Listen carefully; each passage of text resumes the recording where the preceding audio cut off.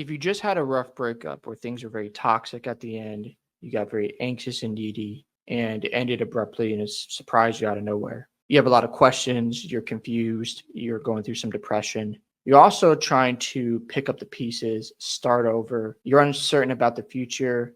You don't like the thought of getting over your ex because you had a really good relationship at some point, but unfortunately it didn't work out. And you don't like the idea of your ex girlfriend being with somebody else and you not finding someone else for yourself.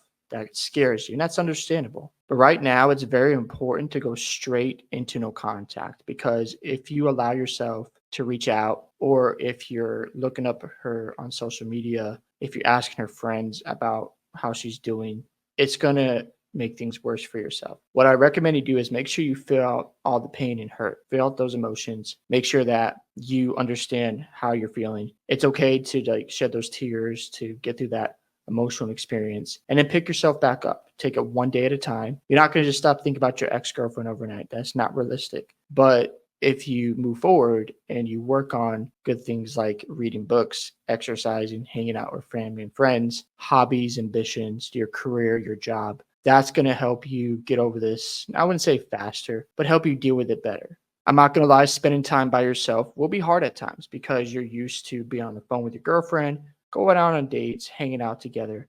All of a sudden, it's gone. And you've got this wall between you and your girlfriend, and you can't break through. It's a really tough experience. Another hard part about this is she's still alive. It's almost like, like death when somebody's gone, they're gone forever, but this person's still around, but you're not going to see them anymore.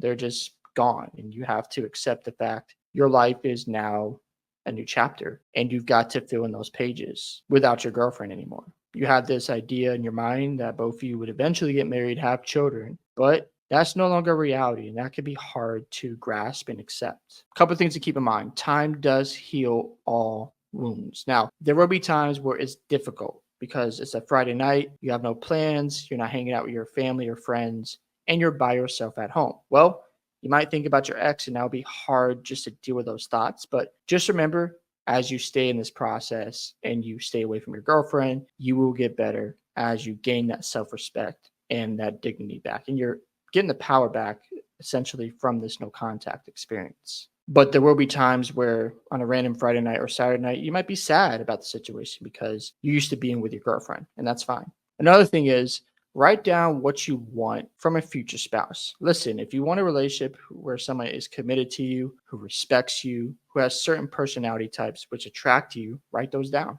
And as you begin to talk to women again, you'll find somebody who matches what you're looking for. And that will help you find somebody who compliments you, somebody you can build a life with. If you're not going to write it down, you're just going to pick someone random, then you'll find out you're not really attracted to them or they're not really attracted to you. And now you're back to square one. So write down what you want from a spouse. A couple of practical tips that helped me along the journey when I went through my breakup is going on YouTube and looking at breakup videos from guys like Coach Lee and Craig Kenneth. They have a lot of good information, things like attachment styles, stages of a breakup. So I would check them out, and they're really good resources that will help you get over your ex and also help you understand that life is not over and you have a bright future. So I would check them out. Another thing is affirmations and prayer. Now, whether you believe in Christianity or not, that's up to you. That's what I believe in. So prayer is very important to me. Affirmations, another thing that's important. You can write down some affirmations from like a YouTube video, say them out loud on a day-to-day basis, listen to them so your mind is filled with positive thoughts, not beating yourself up. You're not filled with so many depressed thoughts. It will help you start your day on a positive note instead of a negative note, because if you're constantly thinking about your ex, well, that's not going to help you. Find some affirmations that will build you up, that will make you feel a lot better, build that confidence. And as you do this consistently, you're going to see positive results. So I would work on those things. And again, is no contact easy? Absolutely not. But if you stick with the process and you end up finding a girl who's actually better for you, you look back on this experience and appreciate the journey.